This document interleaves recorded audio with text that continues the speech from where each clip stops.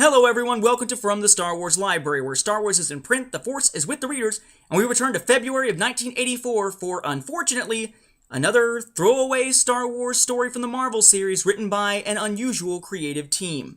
I'm your host, Nathan P. Butler. The issue we're looking at this time is number 84, Soul Searching, and that's S-E-O-U-L, Soul Searching. Kind of a cool cover there, very Indiana Jones-esque kind of stuff going on here, which of course makes sense with Han Solo being played by Harrison Ford, as is of course the elder version of Indiana Jones, of course, Henry Jones Jr., when he's not so junior, as opposed to Sean Patrick Flannery and the like. This is another one of these ones that I had when I was little. This one has seen even worse days than the other ones have of these. But this was not one I was particularly fond of. It's a story that's kind of more high concept. I think only an adult would really get into it. Younger readers wouldn't, which is probably part of why I didn't like that particular issue at the time. You can find it these days in the pages of Star Wars Omnibus A Long Time Ago, Volume 4, where it is the second to last story in the book. Not that you would necessarily want to hunt this one down. Not a bad story, just, kind of a throwaway story in this case. What you got here is a story by Roy Richardson with art by David Mazzucchelli, I believe is the correct pronunciation here. I'm kind of cheating by looking at the comic itself. David Mazzucchelli and Roy Richardson. And in this case, Han Solo and Chewbacca managed to get themselves a hold of an artifact after meeting a man who says he'd been to Sol 5. The Sol system was destroyed eons ago in a war. All that are left are outposts, but if you get your hands on real technology from them, boy, would it be valuable. And, apparently, this man has been to Sol 5 as part of the Empire's Explorer Corps, only to wind up there by accident and not being able to return thanks to the war, the Galactic Civil War having broken out. So he winds up with a course change right as he's entering hyperspace. It messes things up. He pops up, finds Sol 5, finds this facility, takes this little crystal with him, only to wind up in a situation where he can't go back and loot it. So now he's kind of low on funds and whatnot. He's trying to wind up winning a lot of money from Han and gambling. It's actually one of the cooler initial shots focused on gambling in the series. I kind of like that shot there with the crystal and whatnot.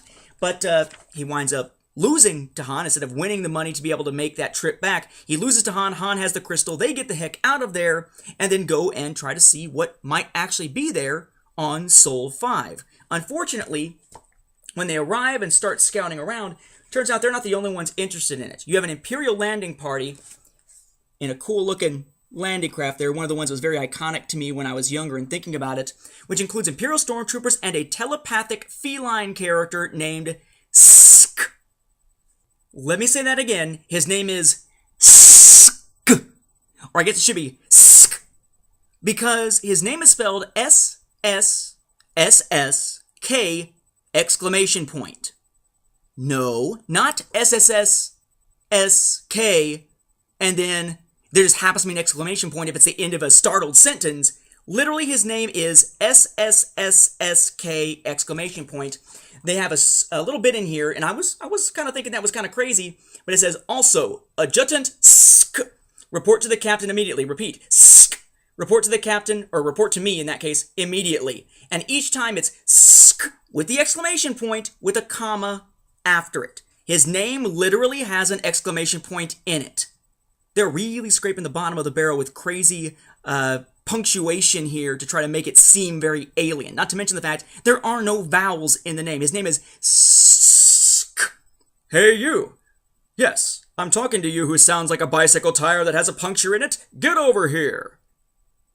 In any event, I will say that was one of the craziest, creepiest enemy-type characters we saw with Star Wars back then, to my childhood mind. I mean, granted, he's basically just a really pissed-off, crazy space cat that happens to be telepathic, but that's kind of freaky at this point. My dad was a veterinarian. I got a chance to go to the zoo a lot, got a chance to be at his office a lot, and I got to tell you, I was very familiar with, animals for a very long time. I've got cats now, 2 of them, and this is kind of a creepy thing. Having been around lions and pumas and stuff like that before, you don't want a ticked-off cat to be after you, I must say. Suffice to say, this creepy cat person is there also looking for the secrets of Sol 5.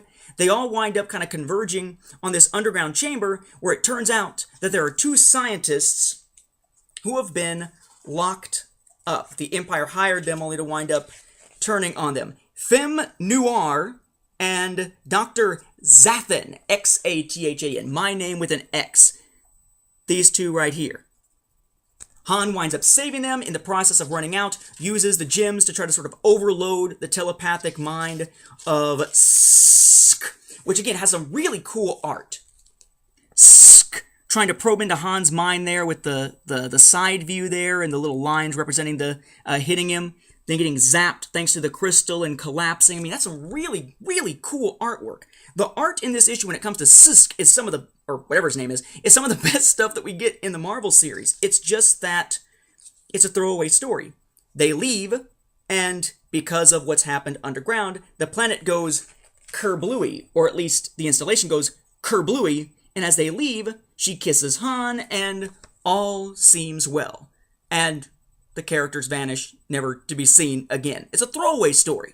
So it's kind of like Sweetheart Contract. You get a story that's sort of higher concept for more adult audiences by a different creative team, in this case Roy Richardson, the other one was Linda Grant, and focusing on one of our scoundrel-style characters, in this case Han Solo rather than Lando Calrissian, but sort of the same vein here. While we were it seemed like we were in the middle of a story of trying to find more representatives for the Alliance, and yet now we've got these oddball, out-of-nowhere stories that kind of feel like filler issues, but you gotta wonder if they really are filler issues. Very odd in the sequence here. So, you probably could guess this by now. Is this story, soul-searching, an essential read? No, absolutely not. I think it's kind of an interesting high-concept read. I don't think young people would really get into it. I think it's kind of so high-concept sometimes that it doesn't quite fit in with the feel of Star Wars to some degree. But if you're looking for kind of the creepy, weird, oddly spelled enemy telepathic feline character, hey, this is the place to look for the thing. I would say it's maybe worth a read. It's not one you're likely to go back to ever again. It's certainly not essential for modern readers, and in this case, it's also not essential for Marvel readers. You can take or leave this one. With that, we'll wrap up this episode. Thank you for watching, and may the Force be with the readers.